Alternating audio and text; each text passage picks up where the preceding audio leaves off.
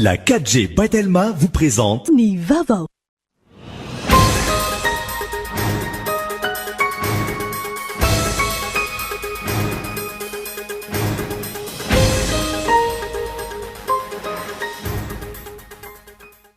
Mitony fanafaran'ireo firenena afrikana ny Covid organique avy aty Madagasikara hitsaboana ny valinaretina Covid-19.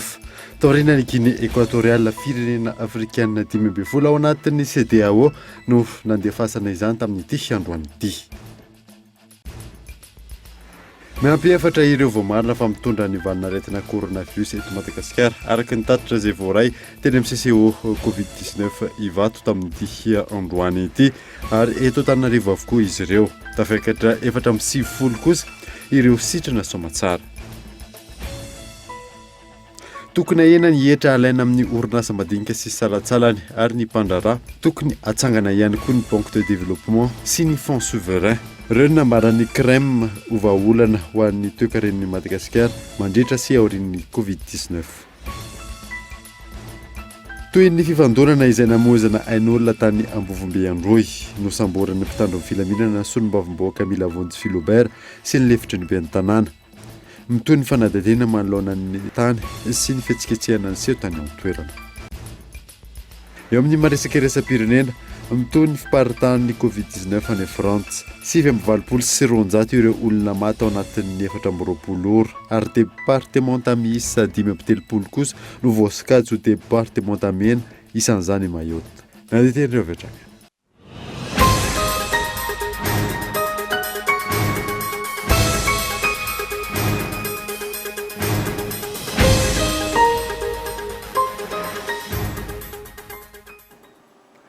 Finaritra tompoko lasy sy tompoko vavy fotoana vaovao eto amin'ny Kolotidika manasarary anaraka izany hatramin'ny farany. Nanomboantsika ny vaovao mitoy ny fanafaran'ireo firenena afrikana ny Covid organique avy aty Madagasikara hitsaboana ny valinaretina Covid-19. Taoriana ny Guinée équatoriale firenena afrikana 10 ao anatin'ny CEDEAO no nandefasana izany tamin'ity androany ity. Yves Richard. Taorian'ny Guinée équatoriale firenena afrikana 10 indray androany no nandefasana ny tambavy CVO na ny Covid organique avy aty Madagasikara hitsaboana ny Covid-19. Ankoatra ny fandraisana anjara amin'ny Madagasikara amin'ny ady amin'ny valanaretina, mariky ny fahavonona ny firenena iara-iasa sy fanohana trany amin'ireo firenena afrikana maro sy manerana izao tontolo izao ny fanomezana maimaimpona ny Covid organique. Comme on dit chez nous, c'est dans l'épreuve que l'on reconnaît les vrais amis. Araka ny fomba fiteny avy aty aminay, anatin'ny fotoan-tsarotra no ahafantarana ny tena namana. Anatin'izany indrindra no anamafisako ny fahavononanay anatin'ny firenena namana rehetra, na izany aty Afrika, aty amin'ny ranomasombe indianina sy manerana an'izao tontolo izao. Fa omaly izahay no nandefa ny fanomezana tambavy CVO voalohany avy aty Madagasikara ny azo an'ny Guinée équatoriale. Androany indray taorian'ny fifampiresahako tamin'ny filohan'ny Guinée-Bissau, Umaro Sissoco Embalo sy ireo filohana firenena afrikana maro. Voninahitra lehibe hoay no manolotra ny fanomezana CVO avy aty Madagasikara izay ho ampiasaina anivon'ny hôpitaly sy ireo marary coronavirus anatin'ny firenena afrikana 10. Isan'izany Benin, Burkina Faso, Cap-Vert, Côte d'Ivoire, Gambie, Ghana, Guinée, Libéria, Mali, Niger, Nigeria, Sénégal, Sierra Leone sy Congo. Le Nigeria, le Sénégal, la Sierra Leone et le Congo. Nankasitraka ny fandraisana andraikitra taon'ny Madagasikara anatin'ny ady amin'ny valanaretina Covid-19 ny ministra ny fiarovam-pirenena avy any Guinée-Bissau, izay nampiandreketin'ny filohany aka ny fanomezana androany.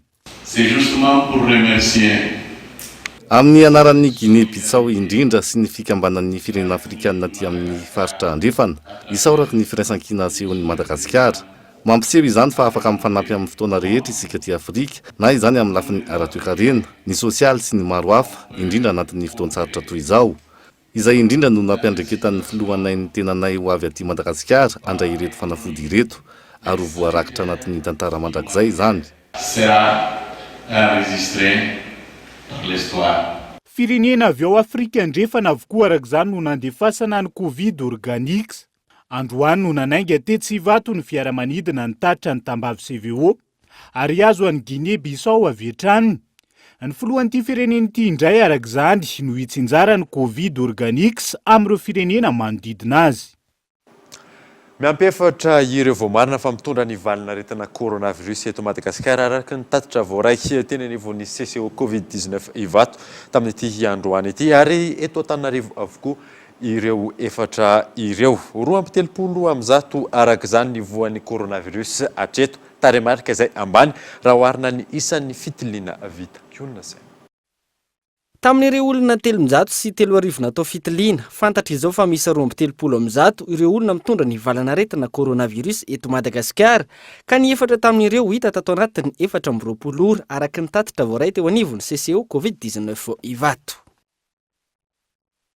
Ahitana tranga efatra vaovao ireo olona nitiliana mitondra ny tsimikaretina zany coronavirus 4 nouveau cas, zany hoe miakatra zany ho 2.7 ny isan'ireo olona zany voatily mitondra ny tsimikaretina coronavirus eto Madagasikara. Ny sitrana kosa dia nisy anankiroa, raha totaly zany dia 470 no isan'ireo sitrana ary 2.7 ireo olona mbola manaraka fitsaboana. Ny forme grave dia tsy misy fa ny roa amin'ireo tranga efatra vaovao ireo dia tsy misy soritra aretina avokoa, fa ny roa dia misy soritra aretina toy ny kohaka, ny manavy, ny reraka, misy tsiroro ramondelo. Tsy misy ny ainana fohy. Avy eto Antananarivo avokoa ireo tranga vaovao ireo raha ny fanazavana. Izao kosa ny mombamomba azy efatra tranga vaovao ireo. Vehivavy avokoa izy efatra. Ary eto Antananarivo avokoa rehefa manaraka fitsaboana moa zany ao amin'ny hôpitaly be Fialantanana. 770 taona, 470 taona, 810 taona ary 720 taona. Ka kontakta avokoa izy ireo. Araka ny fanambaran'ny tompon'andraikitra eo anivon'ny centre de commandement opérationnel Covid-19 ivato, ciblé no testa tanterahana eto Madagasikara noho ny toedra ratsy mampanahy oharina amin'ireo firenena hafa toa ny Frantsa, États-Unis, Italia sy ny sisa. Izany hoe eto Madagasikara, ireo olona nifanerasera tamin'ny marary sy ireo olona ahitana ny soritra aretina no atao fitiliana fa tsy notsatoina na ho azara toy ny any amin'ireo firenena ahitana olona namoneny maro. Raha ny fomba fiasan'ireo tompon'andraikitra ara-pahasalamana eto Madagasikara, azo lazaina ho ambany ny tany olona voan'ny valanaretina coronavirus oharina amin'ny fitiliana vita. Ho an'ny eto Madagasikara, olona 2.7 amin'ny 303 natao fitiliana no voamarina fa voan'ny valanaretina coronavirus, izany hoe 3,2 isanjato. Raha 7,7 isanjato ny olona natao fitiliana no voan'ny coronavirus any Frantsa, izany hoe olona 7,4 sy 2 alina amin'ireo 7,7 sy 1 sy 2 hetsy natao fitiliana. 7,4 isanjato ny olona natao fitiliana no voan'ny coronavirus any États-Unis, izany hoe olona 10 sy 700 sy 1 sy 4 alina sy 2 hetsy amin'ireo 7,7 sy 500 sy 4 sy 5 alina sy 4 hetsy natao fitiliana. Ambany noho ny tahy eto Madagasikara ny any Korea Atsimo raha izay olona voan'ny coronavirus izay. 2,4 isanjato ny olona natao fitiliana no fantatra fa mitondra ity valanaretina ity any an-toerana. Izany hoe olona 2,9 sy 900 sy 7 amin'ireo 3,3 sy 500 sy 5 sy 4 alina sy 3 hetsy natao fitiliana. Oharina amin'ny isan'ny mponina ambany ny olona vita fitiliana eto Madagasikara, isa izay ambany noho ny fahasamihafan'ny politika ampiarin'ny mpitondra fanjakana eo amin'ny fireneny. Any amin'ireo firenena toa ny Frantsa, États-Unis, Korea Atsimo sy ny sisa, ny olona rehetra mifamezivezy eny an-dalambe atao fitiliana avokoa. Tsy izay anefa ho an'ny eto Madagasikara, fa ireo olona nifanerasera tamin'ny mararin'ny coronavirus sy ireo misy soritra aretina ihany no mbola atao fitiliana hatreto. Araky io politika ampiarin'ny fanjakana io, olona iray amin'ny iray alina no vita fitiliana eto Madagasikara amin'izao fotoana izao. 5,10 amin'ny olona iray alina izany any Frantsa, olona 4,20 amin'ny iray alina no vita fitiliana any États-Unis, ary ambony ny tao any Korea Atsimo, olona 7,70 amin'ny iray alina no vita fitiliana any amin'ity firenena ity. Raha ireo taremarika ireo, azo lazaina fa ambany ny tahan'ny olona mitondra ny valanaretina coronavirus eto Madagasikara oharina amin'ny isan'ny vita fitiliana. Na eo azy izany, ilaina hatrany ny fitandremana tsirairay amin'ny fanajana ireo fepetra ara-pahasalamana napetraka. Antony, vokatry ny fifampikasohana na kontakta avokoa ireo tranga vaovao ny fanesy tatoato. Vinavinaina, atratratra ny amin'ny 2 miliara ariary ny fatiantika eo anivon'ny fampidiran-kenitra noho ny coronavirus araka ny nambaran'ny ministeran'ny toe-karena sy ny fitantanam-bola. tsy maintsy isy araka izany ny fanotsiny ny tetim-bolam-panjakana 24 ny alarany avizao. Manodidina ny 2 miliara ariary ny fantiantoka ho an'ny fampidiran-ketra ateraka ilay valanaretina koronavirus raha nitatitra avy amin'ny ministera ny toe-karena sy ny fitantanam-bola. Vola izay tokony niditra amin'ny alalan'ny hetra na ny recette fiscale. Tsy maintsy miakatra nefa ny filana manoloana ny lahara-pahamehana sosialy sy ny era ekonomika. Tsy maintsy isy manoloana io ny fantsina ny tetim-bolam-panjakana. Andrasana araka izany ny fanovana manoloana ny fitombon'ny fandiniana eo amin'ny lafiny sosialy, eo ihany koa ny sehatry ny fahasalamana. Tokony isy anatin'io ihany koa ny fanovana mahakasika ny fandrindrana ny lafiny toe-karena. Tsy aivona, ny 20 aprily lasa teo, nisy ny fandiniana sy fifampizarana ny mahakasika ny LFR na ny loi de finance rectificative 2020. Notontosaina teny amin'ny centre de conférence internationale Ivato. Nanatrika izany avokoa ny solitena avy any anivon'ny ministera ny toe-karena sy ny fitantanam-bola, ny solitena ny andrim-panjakana samihafa. Tokony ahena ny hetra alaina amin'ny orinasa madinika sy salatsalany ary ny mpandraharaha. Tokony hatsangana ihany koa ny banque de développement sy ny fonds souverain. Ireo nambaran'ny crème ovaolana ho an'ny toe-karen'i Madagasikara mandritra sy aorian'ny fisian'ny Covid-19 miantarandriana. Hatramin'ny 300 ny fidinan'ny famokarana ara-toe-karena ankapobeny ny taux de croissance économique eto Madagasikara amin'ity taona ity noho ny sy ny fiboahana amin'ny ampahany nandritra ny 2 volana raha ny vinavinan'ny crème na ny cercle de réflexion des économistes de Madagascar raha toka 500 ny vinavina ho an'ny taona 2024 tany aloha. Manoloana io teboka maro no naroson'izy ireo entina mahana ny olana ara-toe-karena. Isan'izany ny fanohanan'ny fanjakana ireo mpandraharaha rehetra ny orinasa madinika sy salantsalany. Misy mesura fiskale zany ho raisina haingana. Ohatra zany hoe fampidinana an'ireo taux d'imposition, ny taux ana TVA, ny taux an'ny IRSA, impôt sur le revenu des salariés, impôt sur le revenu isan-karazany tokony ahena aloha ny reny. Dia mitady hevitra zany ny fanjakana rehefa avy eo irécupérena an'iny satria mila ampiakarina ilay recette fiscale koa rehefa avy eo. Dia ny anaovana an'izay koa afaka atao koa ohatra manao crédit d'impôt, izany hoe tsy mandoa an'le rehetra avy hatrany aloha le mpandraharaha. Azo atao hoe manome azy délai de grâce. Raha tokony nalohany tamin'ity volana ity dia mba amena tsy haiko heritaona izy, amin'ny heritaona mety efa milamindamina dia amena an'izay délai de grâce zay mba ahafahan'ireo entreprise ireo zany manana vola azo ny ampiasaina tsy androan'ny mpiasa. Satria raha vao mandroaka mpiasa izy dia mitarika olana hafa indray zay. Ahafahana manohana ny orinasa ihany koa ny fanazavana ny fananganan'ny fanjakana fond na vola manokana hanampiana ny sehatra tsy miankina amin'ny alalan'ny banky foibe Madagasikara. Ankoatra izay tokony ampidinina ho lasa 5,900 ny tahan'izana-bola alain'ny banky raha toka maherin'ny 2,100 izany amin'izao fotoana izao. Ilaina ankilan'ny fijerena ny fampiroboroboana fandraharahana sy ny fananana asa ialana amin'ny mety ho fiakaran'ny tany tsy fananana asa noho ny fisian'ny coronavirus. Dia mila manao création na banque d'État mihitsy zany ao aoriana kely. Ny kapitalan'ile banque d'État io dia avy amin'ireo le vola mipetraka any amin'ny CNAPS satria hanana fanjakana participation zany any amin'ireny. Fa tena ilaina koa ny fananganana ny atao hoe banque de développement. Société par action zany banque de développement io manampy amin'ny investissement, manome crédit d'investissement à long terme dia manao ny prendre mandray risque ambonimbony kokoa izy zany no banque commerciale. Satria ny banque commerciale dia crédit à court terme sy moyen terme zany no tena ameny. Nefa ny tena mitondra développement dia crédit à long terme zany hoe capitaux à risque.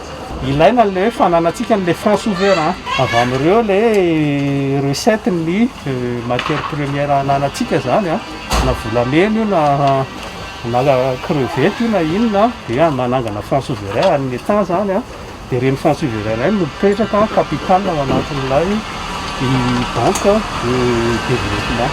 Ao anatin'ny fampiatrana lavitrezaka ilaina raha ny fanazavana trano ny fametrahan'ny fanjakana politika mazava tsara ho fanarenana ny toe-karena isan'izany ny fantombona ny famokarana ny fampiroboroboana ny indostria sy ny maro hafa. Vaovao mampalahelo dia misaona ny tontolon'ny fanabeazam-pirenena sy ny fampianarana ara-teknika sy arakasa na moa tompon'andraikitra miisa 3 ity ministera ity vokatry ny lozam-pifamoivoizana izay nahazo azy ireo tao andribo. Isan'izany ny tale jeneralin'ny ONCFP, ny talen'ny ONAPASCOMA ary ny talen'ny KNAPMAD. Izy ireo moa izay nitarika ny délégation ny ministera izay namita iraka tany Diego tamin'ny fiatrehana sy fanaramaso ny fiverenana ireo mpianatra manala fanadinana an-tsekoly. Nandritra izay fotoana ny confinement izay teto Madagasikara, miisa 7 ireo sidina nahazo fahazahon-dalana manokana. Ireo rehetra ireo izay évacuation sanitaire avokoa raha nambarany asekina eto Madagasikara. Izy ireo izay nanolotra fanomezana entina miady amin'ny Covid-19 teny amin'ny CCO Ivato. Michelara Arjo. Enina herinandro nampidy ny sistan'i Madagasikara sy nahafoana ireo sidina rehetra na ny eto an-toerana na ny avy any ivelany. Sidina miisa 7 no nahazo fahazon-dalana manokana raha ny fanazavana. Na tokoa fa midy ny sistantsika izay endrikotany asikina moa zany fa nazany ary misy any ireo sidina mahazo autorisation manokana toy ny évacuation sanitaire. Eto zany zao dia hitazaiko fa tao anatin'izay confinement zay misy anaky 7 ny évacuation sanitaire. Ny anaky 5 tamin'ireo dia teto an-toerana, ny anankiray mivoaka nakany Joboro, ny anankiray nakany La Réunion. Eo ihany koa ny cargo, farany ny vol spéciaux. Ireo anton'ireo zany dia miasa ny asikina. Miantoka ny fiarovana ny fifamezivezena eo amin'ny sehatra anabakabaka na ny sécurité de la navigation aérienne ny asekina Madagascar na ny agence pour la sécurité de la navigation aérienne en Afrique à Madagascar izay rafitra eo ambanin'ny fiahin'ny ministera ny fitaterana ny fizahantany ary ny famantarana ny toetrandro. Tahaka ireo sehatra rehetra nisy fiantraikany betsaka amin'ny fidiram-bola ny fisian'ny Covid-19. Ny asekina izay mandray ny tamberina avy amin'ny kompania. Ity mizira tsy maintsy niraisina fanakatsingana sistana dia misy fiantraikany bebe tokoa eo amin'ny fidiram-bola ny asekina satria tsorona fa ny fidiram-bola ny asekina dia amin'ny dépense aéronautique.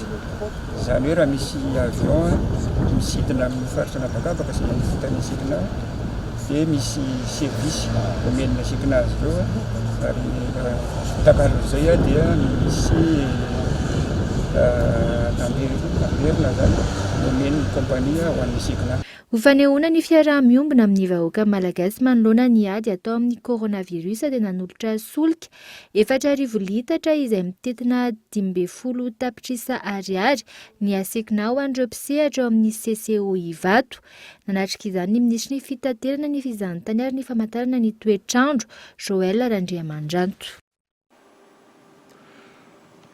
Manodidina ny Rayal, ireo mpiasa nalefa chômage technique raha nitaremarika izay voarain'ny syndicat-ny mpiasa mpikambana eo anivon'ny Industrial Global Union eto Madagasikara. Misy kosa anefa mifepetra tsy maintsy arahana hoy izy ireo raha iroso amin'izay chômage technique izay nirarana evison.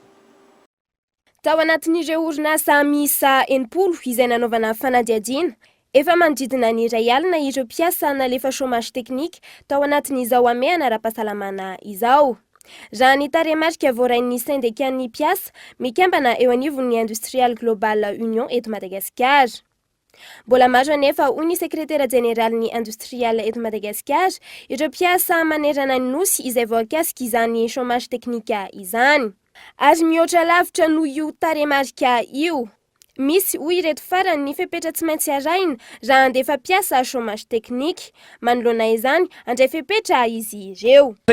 Efa manao any amin'ny orinasa rehetra zany nefa nandefasanay satria misy dingana ataonay ao anatin'le hoe olana iombonana zany zao no ataonay. Zany hoe manao fitakiny zay ary rehefa avy eo zay dia hiditra ao anatin'ny rehefa tsy mandray anay zany ny mpampiasa tsy mamaha olana dia hiditra ao amin'ny dingana faharoa izay fitoriana au niveau eny amin'ny ministera sy ny inspection travail dia miditra amin'ny hoe famaha olana iombonana. Dia miandalana tsikelikely zany izy mandrapahatongany any amin'ny hoe eny amin'ny nivony fitsarana rehefa tsisy ny vahaolana satria ny lalàna dia na eo ary ny amehana ara-pahasalamana dia tsy maintsy arahana ihany lalàna ary manaraka zay satria zava-misy amin'izao ny resaka fandefatra somary teknika tonga dia alefa fotsiny somary teknika amin'izao misy fepetra io arahana ao anatin'izay fa tsy hoe alefalefa fotsiny dia ohatra izay ihany koa no resaka congé tsisy an'izany hoe tonga dia alefa congé fotsiny izany fa misy fepetra ihany koa fanapahana kontra fanarahana kasa dia misy arahana ihany koa fepetra arahana ao anatin'ny lalàna. Niavaka kosa tamin'ity taona ity ny fankalazana ny andro maneran-tany ny fetin'ny asa izay notanterahana androany teo alohan'ny trano famakiam-boky pirenena teo Anosy. Hetsika izay notanterahany mpiambana ao amin'ny Industrial Global Union eto Madagasikara. Mpiasa manodidina 500 no azo fanampiana mandritra izao hetsika izao raha ny vinavinan'izy ireo. Nandray fepetra izay hoe zao nataonay androany zany nataonay dia hoe tsika zany nanao tsipaipaika ny mpiasa nanao tsipaipaika ary dia anao araka lohahevitra hoe ezaka vonjy rano vaika ny ezaka vonjy rano vaky zany dia androany zay mizara ho anay rehetra tonga eto samy mizara hoe misy pakena zavatra ao anatin'io misy vary ray kilao ao misy savony misy chocolat misy bonbon izany hoe afahana mba miaraka zany ampisehoana amin'ny tompony andraikitra hoe 570 andro zao ny amena tsy mba nahazo fanampiana tsy mba nisy nijery mihitsy zany ny mpiasa manontaraina ao anatin'izay dia na izany aza na dia efa tapakipo aza ny raisin'ny mpiasa dia mbola afaka mifampitsinjo ny samy mpiasa ohatr'izao ihany atao ohatra ho any amin'ny sehatra rehetra any zany hoe. Sindika miisa 4 no mikambana ao anatin'ny Industrial Global Union eto Madagasikara, isan'izany ny FISEMA, ny USAM, ny SVS ary ny SECRIMA. Efa manodidina 5 alina ireo mpikambana avy amin'ireo sindika 4 ireo izay mivondrona ao amin'ny Industrial Global Union. Amin'izao fetin'ny asa izao mitaky ny fampiarana ireo fenitra momba ny asa eto Madagasikara ny syndicat autonome des inspecteurs de travail tokony avaozana sy ho hatsaraina ifanaraka amin'ny zava-misy iainana ankehitriny lalàna manan-kery hoy izy ireo. Gaëtan Andriatsilava. Manoloana ny fihibohana vokatry ny coronavirus, maro ireo orinasa misedra olana amin'izao fotoana. Efa misy ny dinika ifanaovana ahafahana manaitra ny mpitondra fanjakana manoloana izany hoy ny ao anivon'ny syndicat autonome des inspecteurs du travail. Dia izay no anisan'ny olana noentin'ny mpampiasa teo anivon'ny Conseil national du travail moa zany hoe tena misedra olana zareo amin'ilay fandaovana an'ilay karama-mpiasa satria ny activité miaina nefa ny karama feno tsy maintsy aloha dia eo an-dalam-pidiniana moa zareo hoe mieritreritra hoe ahoana ny fomba anairana ny fitondram-panjakana an'izay zava-mitranga izay mba ahafahana mitady hoe fanampiana vena zavatra ohatran'izany mba tsy hisian'ny fandroana mpiasa satria rehefa tena tsy araka io dia lasa mitohy any amin'ny fampiatonana fikatoanan'ny orinasa mihitsy moa zany fa tsy hoe fandroany fikatoanan'ny orinasa. Ankoatran'ny fasairanana iainan'ny orinasa amin'izao fotoana,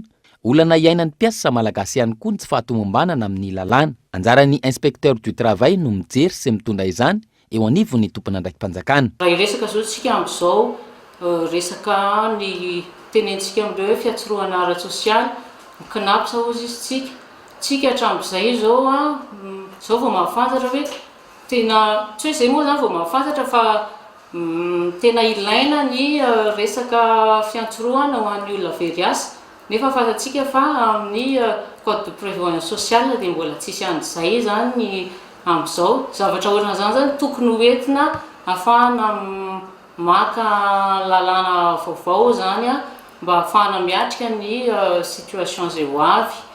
Amin'izao fetiny asa izao mitaky ny fampiarana ireo fenitra momba ny asa eto Madagasikara ny syndicat autonome des inspecteurs du travail. Mitaky zany zahay ny ampiarana araka ny tokony ho izy ireo fenitra momba ny asa, fenitra pirenena momba ny asa izay nakatao avy Madagasikara mikasika anay inspecteur du travail eo ny convention 81 sy ny convention numéro 129 izay mandrindra sy mifeha ny asan'ny inspecteur du travail satria fantatritsika hoe anjara asan'ny inspecteur du travail ny mijery eny amin'ny vony orinasa eny hoe misy ve ny asa mendrika ho an'ny mpiasa nefa zay inspecteur du travail azany le miantoka an'ilay izy tsy misitraka an'izay akory dia takiana zany zay. raha niompana tamin'ny fitakiana ny zo sy ny fiarovana ny asa ny fitakiana tany aloha, fitakiana ho an'ny fampananana asa indray izao no tokony imasony rehetra hoy ireto mpikambana eo anivon'ny syndika ireto. Ho fanamariana ny voalohan'ny volana May fetin'ny asa mifandraika amin'ny ady atao amin'ny coronavirus nisy ny fikojakojana ireo Palmier Royal mandravaka ny araben'ny fahaleovantena sy fandrarana ranom-panafody ny tranon'ireo olona efa sitrana nataon'ny commune Ambonivohitra Toamasina androany. Fanampanazavana. Fetin'ny asa na dia eo ary zany valanaretina coronavirus dia tsy maintsy miatrika fiainana andavanandrotsika. Tao anatin'ity fotoana vitsivitsy zay dia nalana teny amoron-dranomasina ireo tsy manan-kialofana izay mipetraka teny amin'ireny trano sase ireny dia nafindranay teo amin'ny dojo. Dia ireny olona ireny tsy vitany hoe alana fotsiny fa zany hoe tsy maintsy antohanay sakafo isan'andro isan'andro. Misy anefa amin'ireo olona ireo no matanjaka tsara, voronofo tsara dia ezahana ampidirina tsikelikely anaty fiarahamonina izy. Ampidirina anaty fiarahamonina izy mba hizatra hiasa satria izay mitsemboka no mahazo ny valin-kasasarany. Dia izay indrindra na tonga anay hoe amin'izao fetin'ny asa zao dia aleo zareo atsona ireo izay manana an'izay hery sy tanjaka zay dia asainay mandoko miaraka aminay eto mandoko nyty mba manatsara ny endriky ty lameri ity amin'iny iny sisiny rehetrarehetra iny lokontsika fotsy. Dia amin'izay fotoana izay zany mba rehefa mandalo eo zareo dia matsapa ny tenany izy hoe zava-dehibe ao anaty fiarahamonina. Manararoatra ihany koa izay amin'ny commune manao amin'izay asa rehetrarehetra tokony atao sady mbola manala ny rano any amin'ilay faritra dobo rano izay amin'ny alalan'ny motopompy dia sady miezaka koa izay manararoatra ilay andro maina andro mafana dia manao finition le pont hôpital be izay efa saika tapaka teo iny dia mandoko zahay io. Amin'izao fotoana zao koa izay miaraka mandaraka le ranom-panafody amin'ny cité Vohitsara dia zany rehetrarehetra zany entinay ankalazana ny fetin'ny asa.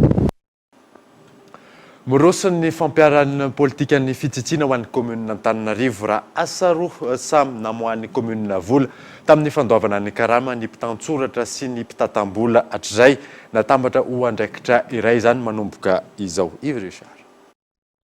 Asa roa tsy ny fanalavitra samy namohan'ny commune Antananarivo vola tamin'ny fandoavana ny karama hatrizay. Ny asa mpitantsoratra sy ny mpitantambola teny anivon'ny fokotany 2.90 natambatra ho andraikitra iray ny asa manomboka izao araka ny fanovana ny entiny ben'ny tanàna na ny Antananarivo. Tanjona ny fampihenana ny fandaniam-bola ny commune sy ho fampiarana ny politika bitsitsiny. Ny secrétaire sy ny trésorier dia ao anatin'ny ataontsika hoe ny teti-bolan'ny commune urbaine d'Antananarivo na budget communal no mametra sy ny mizara ataontsika ihany koa ny motivation na salaire an'izy ireo dia izay indrindra zany no antony ihany koa zany mba misy solitena avy aty amin'ny commune urbaine d'Antananarivo eo anivon'izay ataontsika hoe fampandehanana ny raharaham-pokotany izay ametrahana fitokisana amin'ny fampandehanana zany raha izany zany satria ny vola communal na ny budget communal zany no andoavana an'io ataontsika hoe karama ny secrétaire trésorier io zany hoe ampihenana ny zany fandaniana izany indrindra. Efa nanomboka ny fanendrena mpitantsoratra no sady mpitantambola eny anivon'ny fokotany maro ny taleny fifandraisana amin'ny androm-panjakana eo anivon'ny commune Antananarivo renivohitra. Irosona avy hatrany ny famindram-pahefana izay hatreny lehibe ny boriboritany ao aorian'izay. Isy ny fampiofanana omena azy ireo ho hafahany miasa aingana ho an'ny fampandrosoana ny tanàna na ny Antananarivo miainga avy eny anivon'ny fokony tany. Tapitra ny 30 aprily teo ny fandraisana antanan'ny gouvernementa ao Koweït ny fandaniana rehetra ny malagasy tafajanona any an-toerana noho ny fikatona ny sistany sy ny sidina régionaly sy iraisam-pirenena izay fepetra izay niraisin'ny gouvernementa malagasy. Nisy araka izany ny fampilazana ny ministeran'ny raraham-bahinin'ny Koweït anitatra io fepotona andraisana antanana io hatreto mbola miandry ny valin'izay ny fitondram-panjakana. Namafisy ministeran'ny raraham-bahiny eto amintsika fa manoloana ny Covid-19 izao manohana ary afaka manantona ireo masivo mission permanente consulat samihafa ireo malagasy any ivelany. Tonga eto amin'ny fotoana ny dokavarotra isika aorianan'izay natatsika ny mahakasika ny toyan'ny raraha any Ambovombe Androy eo ihany koa ny tsena ny Botofotsy rehefa avy eo ary.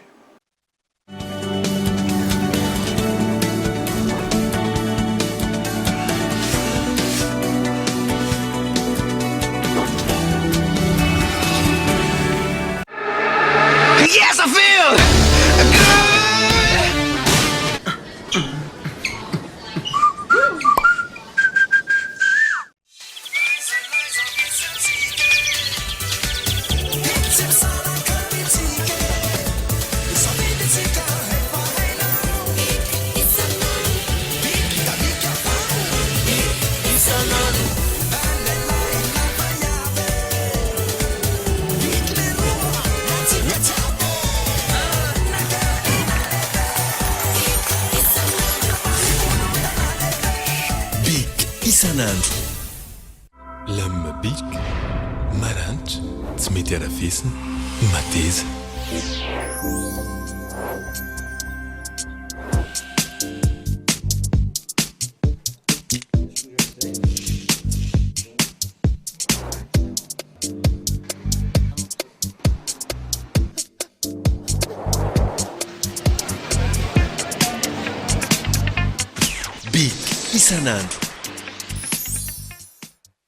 Nouveau! Avec Mour International, gardez le contact avec vos proches à l'étranger. Bénéficiez de 15 minutes d'appel à l'international pour seulement 5000 arrières TTC. Offre valable 24 heures. Tapez le dièse 322 étoile 52 dièse. Ho fanakanana ny mety ho fianaky ny coronavirus sy fiarovana anao dia tsara mahafantatra ireo fihetsika tokony atao. Sasa matetika amin'ny rano savony ny tanana na mampiasa gel désinfectant. Tapenao misandry ny vava sy ny orona raha sendra mikohaka na mievina. Azo ao ny elanelana iray metatra amin'ny olona mikohaka na mafana hoditra. Fa teo ny misikotra orona, ny mikosika maso na mikasika vava amin'ny tanana. Fa teo ihany koa ny mandrewaka amin'ny tany. Raha mafana hoditra, mikohaka, sepotra dia ampandrenezo ny mpitsabo na ny tombom-pahasalamana akaiky anao indrindra. Antsoina miampona 910 raha mila fanampanazavana. Isika rehetra hiary entana eo Madagasikara ho lavitry ny coronavirus.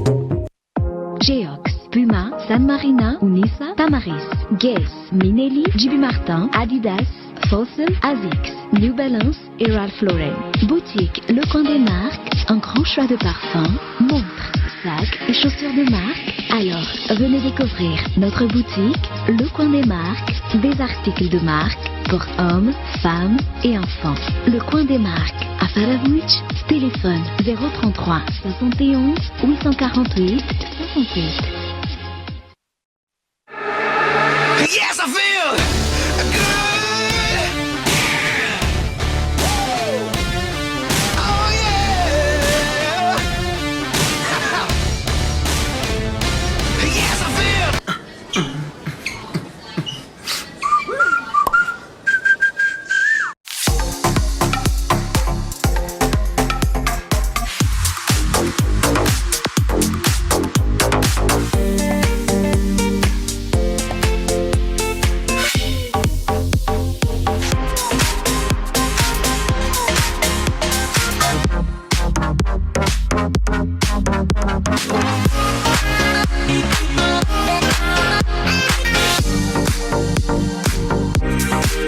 Love chocolate. Chocolat Tsar. Un goût authentique. Un éventail de saveurs. Tsar. Un trésor riche et gourmand, issu des précieuses fèves de cacao de Madagascar. Succombez au plaisir infini et profond du chocolat Tsar et de ses arômes intenses. Chocolat Tsar, savourez vos émotions.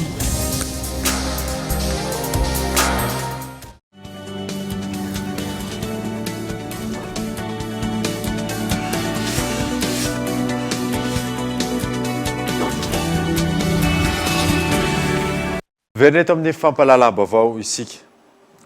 Toy ny fifandonana izay namoizana ain'olona tao Ambovombe Androy nosamborin'ny mpitandro ny filaminana na solombavamboaka mila vonjy Philobert sy ny lefitry ny ben'ny tanàna amin'ny toy ny fanadadiana manoloana ny tany sy ny fihetsiketsehana ny seho tany amin'ny toerana Gaëtan Andriatsilavo.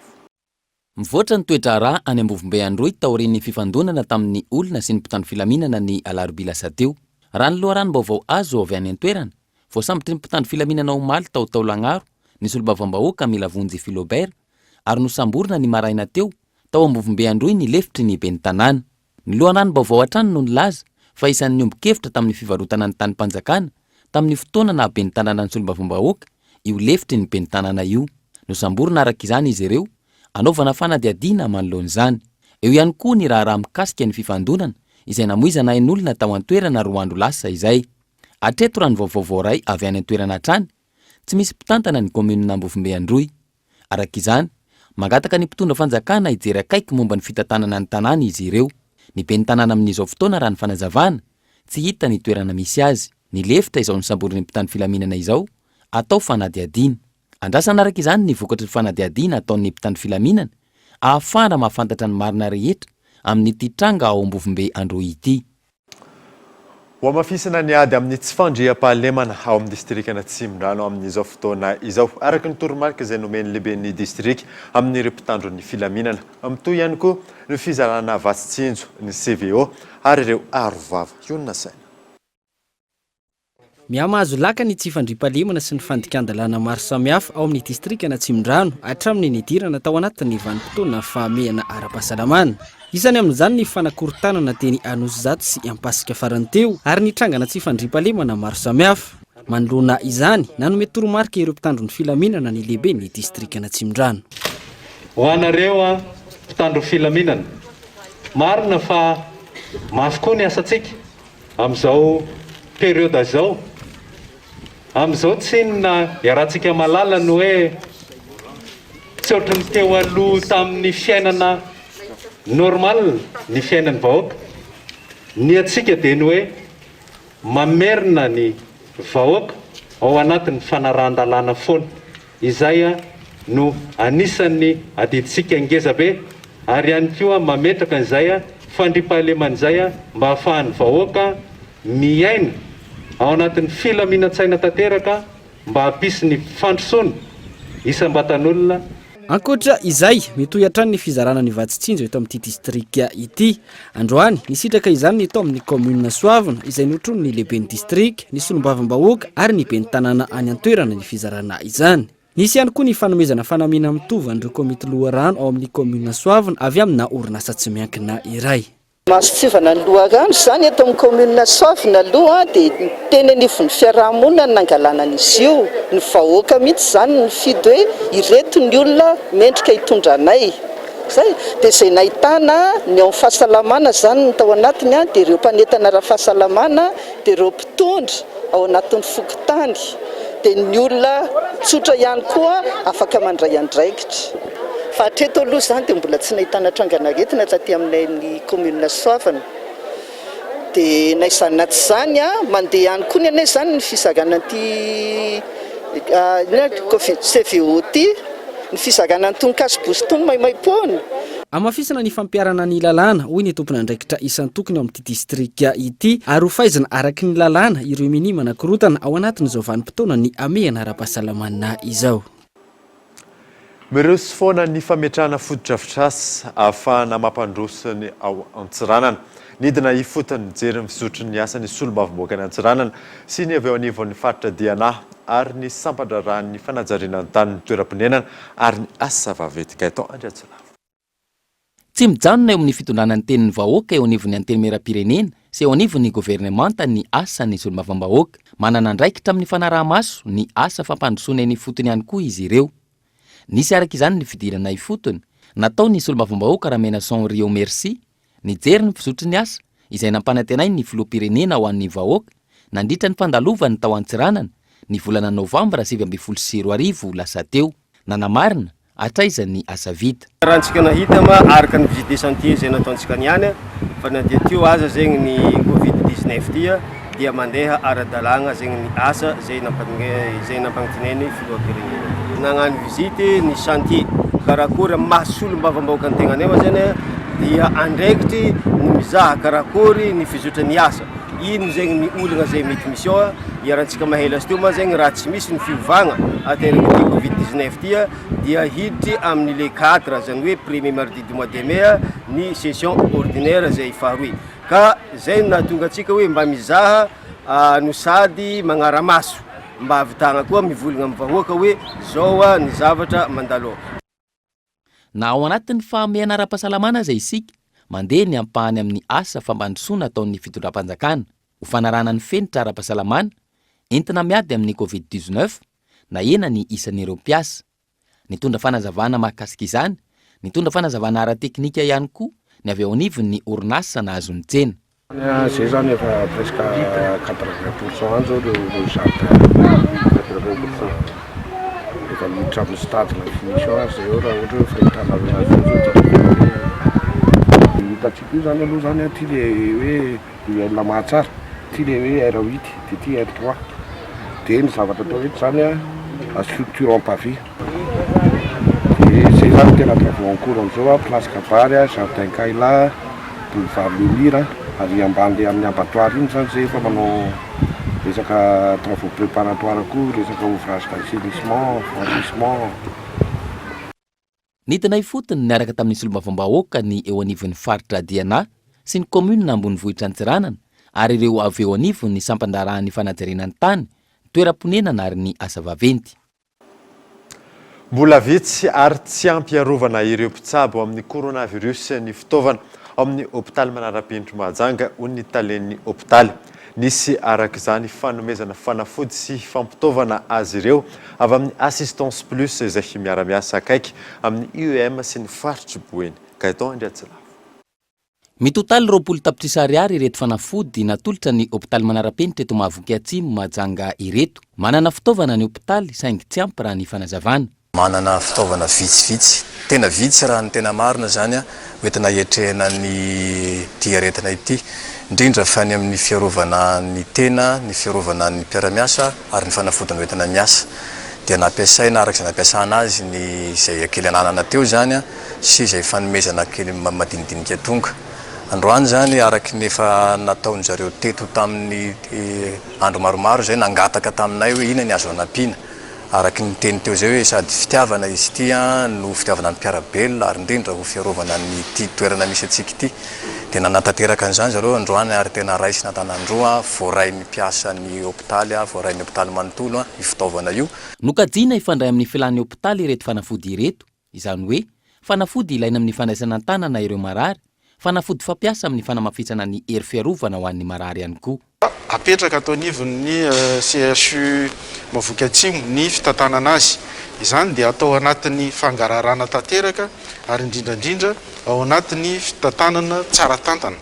Ary izay ihany koa moa zany dia mbola maneho etolo ny fisaorana be dia be ho an'ireo malala-tanana rehetrarehetra izay tsy nikely soroka nanampy ny vahoaka eto anivon'ny faritra Boeny tamin'ireo fanomezana maro samihafa izay efa natao ary mino koa zahay fa mbola hanao ry zareo tahaka ny nataon'ireo malala-tanana izay nanolotra nyreto fanomezana eto androany zao.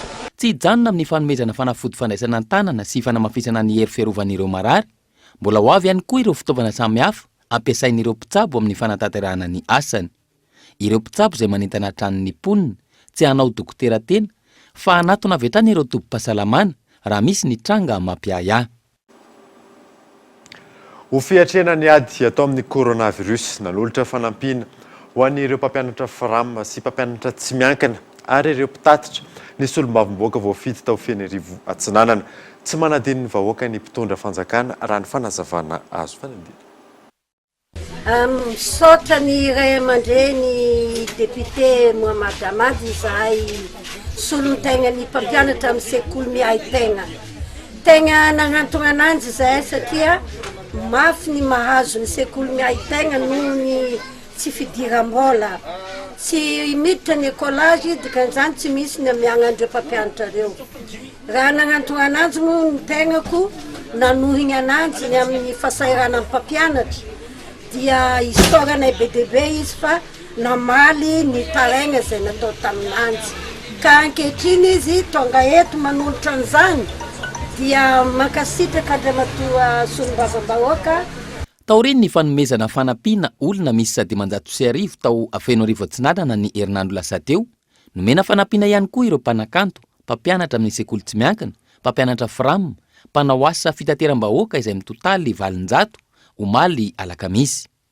Nandritra ny fandraisam-pitenenany, nanamafy ny solombavambahoaka fa tsy manadino ny vahoaka ny Fianarivo Atsinanana ny fitondram-panjakana izay tariny Flo Andry Rajoelina. Atsika zany isan'ny voany problème.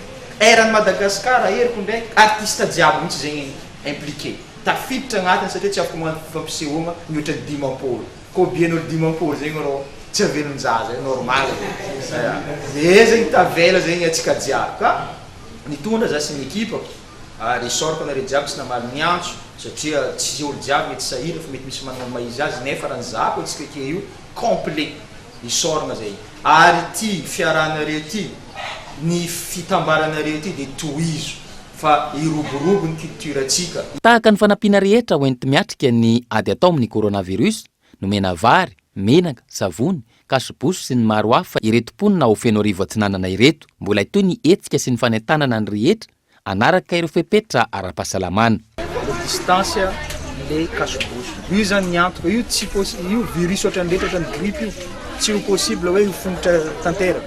Fa ny ady ny avetsika aminazy io dia hoe engany hita vaccin tsika dia hita fomba fitsabona anazy. Fa le hoe io tsy ho izy mandrakizay ohatran'ny satra io, ohatran'ny virus rehetra, ohatran'ny sery io tsy ho possible ka ilaigna ihany zany le kasoboso dia manana ny maro zany mafantatra dia mampisaotra anareo hitako nagnano initiative anareo fa io tegna manara-penitra mihitsy le lometsika anazy io fa misy filtre anatiny io ary sasagna le izy. Zay zany tsara magnazay dia entany koa ny olona rehetra anareo mampanabe zaza aloha tsy vulnérable anatin'le izy. Tena kely mihitsy le cas de contamination na zaza fa na zany na tsy zany ajeo ihany dia elanelana mandra-pa iraignatsika tegna hoe afiainana andavanandro normal. Tranga tsy fahita firy olona iray agent de sécurité ao Antala no nandratra ny mpanofatra miaraka aminy no ny resaka AVC. Ilay agent de sécurité indray avy eo no nitory tany amin'ny mpitandro ny filaminana. Ka itao Andratsila. Bona ho sambava ny talata 20 aprily 2020 lasa teo ilay naratra rehefa tsy voatsabo tany Antala. Ilay mpanofatrano dray niarany vondry sy daroko ka mety amela takaitra amin'ny tenany. Raha tsy hiviny, ny alakamisy 17 ny volana aprily tokony ho tamin'ny 9:00 taitra ity mpanofatrano raha nahita sahady fa nisy nanao maloto tao amin'ny trano fivoahana izay mbola eo ampamitana azy. Noho ny agagany miampy adezerana, namoaka teny mahery ity farany sady ny menimenina. Tsy tapitra akory ny fimenimenomana, nivoaka avy hatrany ilay voatondro sécurité, mpanofatrano mifanila bodirindrina aminy. Tsy nisy resaka, nidaroko avy hatrany ary nikasa hamono ilay rangany menimenina. Mbola nidaroany ilay sécurité ihany koa ilay ramatoa tompo-trano izay niezaka nanelanelana. Feno trabo zany faharoa za mbola tsy nangataka vola aminjareo na zavatra mbola tsy vita efa nangiren'olo za tsy niteny anaran'olo na hazy na kotra na rabe na izy io dia niteny za hoe izy nangery agnatin'ny raha mbola tsy vita tsisy vola izy niteny tafiteny mahery latsaka nahery amin'ilay teny hoe magnamboa olo eo za. Igny izy za amizay mandeha ndavarangana ana amizay izy avy avy tao fa direct fa saute foana nanomboka tombokondro indroa niditra. Za avy teo nampidiriko matériel-na jiaby, raha-na jiaby, za nandeha mitompo-trano ary nisy témoin raha. Ary efa miposte police. Dia nandeha tamin'ny tompo-trano za tagny zany tantara raha azy nantsoviny ty madama tompo-trano le anadany tompony trano ireo olo voazavatra tamin'ny tranonao amin'ny tragnona ke ino ny hevitranao te izy reo mianadany koragna ty avy ty sambo no za amizay ndeha hoandry ke anao madama io tompo-trano mandre fa za tsy afaka za fa maro an'olo an-tragnona fa za tsy maintsy ody an-tragnona za nody an-tragnona nateriny madama amizay zay amizay mbola mirasadresaka andavaragna ke mampalahelo za la raha mahazo za amin'ny raha ty eo za mandany volanao za amina raha ndeha tsy jelieko ampogna za mbola ivolagna zaka anao te amizay nipopony amizay ka za. Nametraka fitoriana teny amin'ny komissarian'ny polisy Antala ilay niaran'ny erisetra ny ampitson'io ary nosamborina avy hatrany ilay nahavanin-doza ny zoma fa 20 ny volana aprily tokony ho tamin'ny 12 ratoandro. Akory anefa ny agagan'ny mpitory ny arivan'io ihany efa niverina nody tany an-trano ilay sécurité mpidaroka. Torakovitra no nitahotra ny mety sy ny valifaty ny mpitory. Ny tena mahagaga raha ny fijoroana vavolombelona hatrany ilay sécurité mpidaroka indray no lasa nametraka fitoriana eny anivon'ny gendarmerie-pirenena. Atreto tsy mbola fantatra ny mety ho antony fitoriana nataony. Samy mananjo hitory ny olona rehetra saingy atreto mampiayany maro fa fianakavian'olona mahitahita sy mahay fanjakana ilay mpidaroka hoy ny ambetindresaka ny eny anivon'ny fiarahamonina. Andrasana ny mety ho fanolorana ny raharaha eny amin'ny fitsarana ambaratonga voalohany ao Antala. Lafim-baovao hafa kosa indray niena hatrany amin'ny 700 isanjato ny vidy bodofotsy raha oharina amin'ny isan-taona raha ny fanadadiana natao. Tsy afaka mampiakatra ny vidin'entana ireo mpivarotra na eo aza ny fiakaran'izany avy eny fotony Iona Saina. Manomboka eo amin'ny tapaky ny volana aprily hatramin'ny faran'ny volana May no vanim-potoana mampandeha ny bodofotsy hoy ireo mpivarotra isan-taona. tamin'ity noho ny toetra raha misy eto amin'ny firenena zara raha mahalafo izy ireo. Tena nampodifotsy aloha amin'izao zany dia taloha izao nandeha fa hatramin'ny sinty confinement sy ny any ity dia tsisy mpanontany ao anatin'ny raha ihany zay malafo eo amin'ny 5 farafa tsy malafo zany amin'ny farafatarany agny 3 amin'izao na ray ary mety sarotsarotra misy vao alafosana an'ilay izy. Ny botsifotsy zao misy 9 alina dia 7 alina dia 5 alina. Le amin'le inona moa le tanika reny zany amidinay 7 alina. Dia le amin'le 5 alina le ohatran'ny couloir kely reny, le couloir kely. Tena tsisy sena anay. Isa-taona zao ohatran'izao tamin'ny tany herintaona zay mahalany baolina 2 ao anatin'ny 3 andro zao nefa tsy mahalany fa ray ao anatin'ny herinandro raha mahalafo indrindra. Le manifinify kely reny zao no mba mibebe mpividy fa le efa vetivety zao tena tsy mahalafa anay. Le lamba amidinay 7 alina zany aza zao tena amidy 5 alina amin'izao. Dia lasa tena tsisy karama zany zay nefa ny tsisy karama e. Le hoe zany tena karama ohatrany hoe anona rehefa hoe mba mahazo vary ividianana vary ho an'ny ankizy kely nay zao dia zay. Nahitana fiakaran'ny 5 alina hatramin'ny 2 hetsy ariary isaky ny baolina ny bodofotsy tamin'ity taona ity hoy ireo mpivarotra. Na izany aza tsy afaka mampiakatra hifanaraka amin'izany izy ireo noho ny zava-misy ankehitriny. Ny vidina bodofotsy atao aminay aloha zao hatramin'izao dia mbola tsy miakatra amin'ny fiakarana satria mbola amin'ny vidiny taloha ihany dia ny tena bodofotsy be mpanontany le bodofotsy le Titanic reny amin'le Amerikanina sy any reny tena betsaka mpanontany aloha zany. Arakaraky ny hatevenana zany ny vidiny.